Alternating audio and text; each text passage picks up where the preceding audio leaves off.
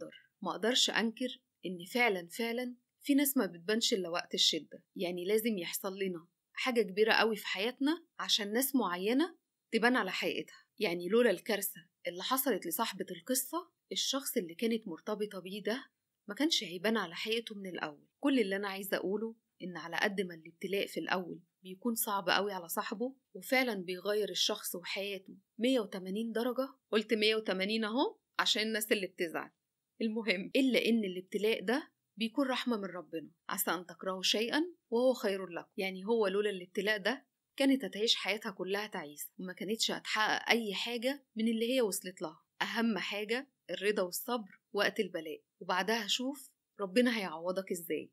يلا بينا على قصتنا التانية. بطلة حكايتنا بتقول: أنا ريان من بلد عربي. قصتي بدأت من سنة لما رن تليفوني، كان واحد حيوان كان عايز يتعرف عليا.